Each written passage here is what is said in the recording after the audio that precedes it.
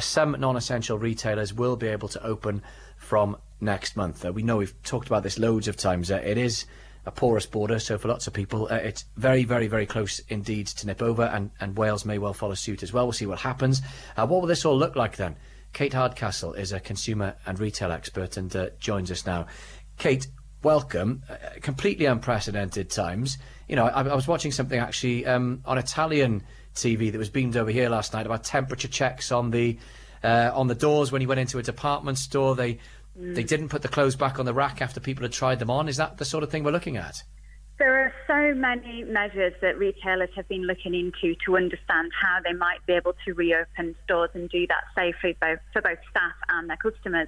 And I think when you actually start to break down everything that's involved, like the example you just mentioned, trying on clothes, handling clothes, then what happens to the clothes or returns of clothes that would just normally just go straight back out into stock. How many customers can you cope with at a till, and how much distancing is required between everyone? It's proven to be something that has required all of those weeks and months in planning. So whilst we've heard rumours from some of the very big brands out there like Marks and Spencer's, who say they're very keen to get back, they imagine that they're looking towards June for that reopening of some of the stores with their clothing offer as well. I think it's going to be very unusual for us to go back through the doors as customers and experience this very new retail environment.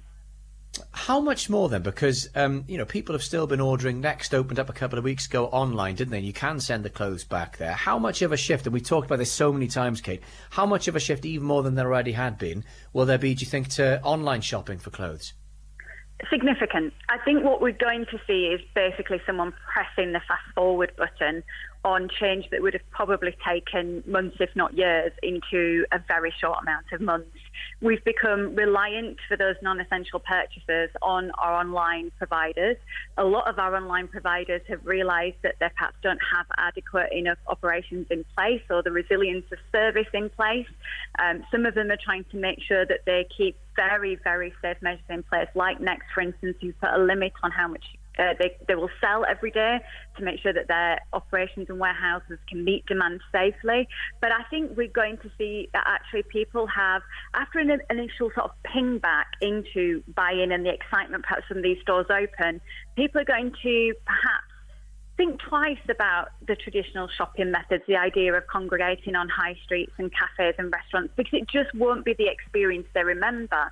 I think also we've got to think about the financial burden as well. When you're a brand like Primark, who's dependent on a lot of volume, we've all been to a store, we've seen the size of the queues, and you can't get that capacity of people in again, how do you then start to make the financial profit that you once did when you've got limits on the amount of people you can actually transact with each day? And Primark have got no online ordering site, have they?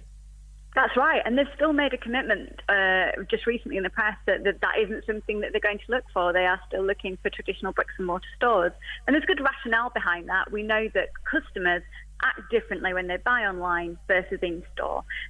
Some surveys suggest up to 50% more purchases in stores when we're in there and in the mood, because we're reacting to the sights and the touch and the garments, and we're being reminded of things that we perhaps had forgotten.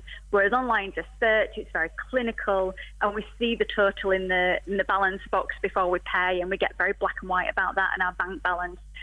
So it's much more of a transactional feeling. So I think we're going to see improvements on on retailers' online offer. I think we're going to see huge changes in how we as consumers shop. I think the thing that we've got to realise is retail is a big industry. It employs a lot of people. It's had 10 very challenging years, and this is just going to impact it even more. And two big unknowns. A, will people feel safe? B, will people have the money, given the jobless figures we've seen today, to actually spend? That is so important. We know that the economy is going to take a hit, and we can only imagine the size and scale of that.